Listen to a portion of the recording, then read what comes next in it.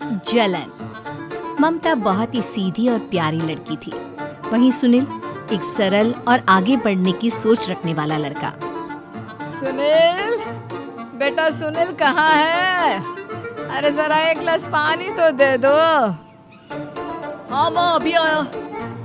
क्या माँ, पानी तेरे सर के पास ही तो रखा है। क्या हो गया है, तबीयत खराब है क्या? अरे नहीं नहीं, वो उठने का मन ही नहीं कर रहा था, तो देखा ही नहीं। वैसे क्या कर रहा है? यहाँ बैठ ना मेरे पास। माँ पढ़ रहा था। वो क्या है ना, नौकरी में तो वक्त नहीं मिलता, अब ऑफिस से घर आकर ही तो वक्त मिलता है। अच्छा ठीक है, पढ़ ले जा बेटा। सुनील पढ़ लिख कर और आगे बढ़ना चाहता था, लेकिन माँ की तबीयत खराब देखकर सोचता है कि शादी ही कर ले। कब तक माँ का ख्याल वो अकेले रख पाएगा? तो एक दिन, माँ ये ममता है, मैंने इससे शादी कर ली है। तुम्हारी तबीयत भी ठीक नहीं रहती, तो मैंने सोचा शादी कर लेता हूँ। घर संभालने वाली और तुम्हें संभालने वाली कोई आ जाएगी तो अच्छा रहेगा। माँ अचानक से सामने बहू देखकर हैरान रह जाती है। बेटा ये क्या बात होती है? न बैंड, न बाजा, न दहेज, न शगुन, ऐसे कैसे बहू आ गई? माँ तू तो जानती है मैं नौकरी के साथ पढ़ाई कर रहा हूँ, तो कहाँ से इतना पैसा बचा पाता कि धूमधाम से शादी करता। ऐसे भी माँ, लोग तो आकर खाकर निकल जाएंगे, इसलिए बस वैसे ही। माँ जी, मैं आपका ख्याल रखूंगी। वैसे भी ये आगे की पढ़ाई कर रहे हैं, अच्छा कुछ कर गए तो सबके दिन फिर से अच्छे आ जाएंगे। सास को ममता की बात ठीक तो लगती है, लेकिन मन में कहीं ना कहीं लगता है कि कहीं बहू बेटे को लेकर फुर्र ना हो जाए और फिर तो वो रह जाएगी अकेली। बेटा देख, मेरा जो कुछ भी है वो सुनील ही है, और सुनील का भी अब इस दुनिया में मैं ही हूँ और कोई नहीं। क्या सुनील? बिल्कुल माँ, लेकिन आज से ममता भी मेरे जीवन का अहम हिस्सा है, जैसे तू है। सास को बड़ा बुरा लगता है कि उसकी सल्तनत में कोई और हिस्सेदार कैसे हो सकता है। कैसे कोई और उसके 30 साल के बेटे की जिंदगी में अचानक से आकर बराबर का हिस्सेदार बन सकता है। देख बहू, मैं भले थोड़ा बीमार रहती हूँ, लेकिन इसका मतलब यह नहीं कि घर की चीजों में मेरा कंट्रोल खत्म हो गया है। मैं आज भी इस घर की रानी हूँ, समझी? बेटा सोचता है कि ये माँ को अचानक से क्या हो गया। कल तक जो माँ कहती थी कि जिंदगी का कोई भरोसा नहीं, वो अचानक से जंग के मैदान की झांसी की रानी कैसे बन गई? माँ क्या हो गया है? सब ठीक है ना? अचानक कैसी बात कर रही हो? ममता का आज पहला दिन है, स्वागत करो उसका। आसपास की आंटियों को बुलाओ, नई दुल्हन की मुंह दिखाई करवाओ। खैर, सास होने का फर्ज निभाती है और बाद में एक सहेली के साथ बाहर निकल जाती है। क्यों नहीं बताया नहीं कि बेटे का ब्याह कर रही हो?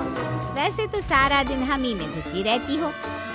अरे मुझे भी तो अभी पता चला, मुँह अचानक सर पर लेकर आ गया। कहता है बहू है माँ तुम्हारी, अब इसको भी इतना ही मैं प्यार करता हूँ जितना तुझे करता हूँ। लो जी, ये क्या बात होगी? क्यों इतना प्यार करता है? अरे माँ का प्यार तो ज्यादा होता है। अब उसको तो कोई दूसरा पति मिल सकता है, लेकिन तुम ही बताओ, क्या माँ की ममता किसी और की हो सकती है? ना जी ना, बेटे को समझाओ ये बात। अरे क्या समझाऊं, मुझे तो खुद ही समझ में नहीं आ रहा कि क्या हो रहा है। जो बेटा कल तक माँ माँ करता था, अचानक से बीवी बीवी का राग आलाप रहा है।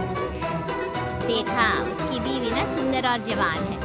सुंदरता के आगे तो एक से एक नहीं टिके। तो तेरा बेटा किस खेत की मूली है?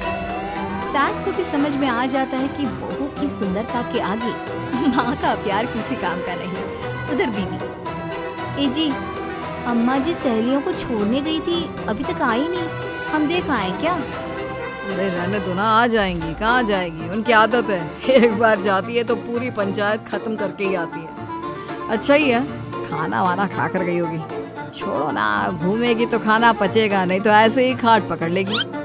बहू भी शांत हो जाती है। उधर सास सोचती है कि आज थोड़ा देर से ही घर जाती हूँ, जब बेटा परेशान होकर ढूंढेगा तब मजा आएगा।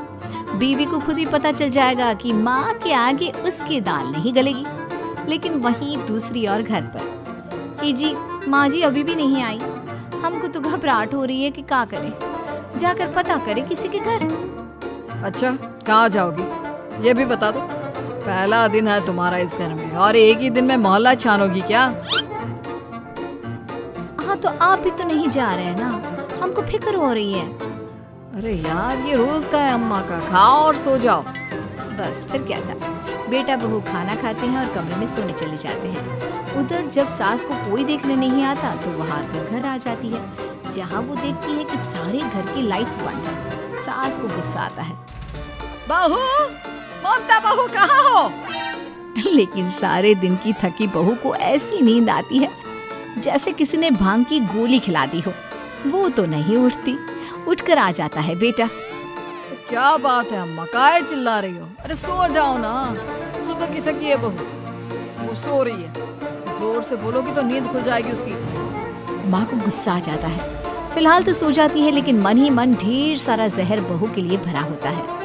सुबह बहू चाय बना रही होती है कि सास धीरे से गैस तेज कर देती है, जिससे चाय का बर्तन जल जाता है।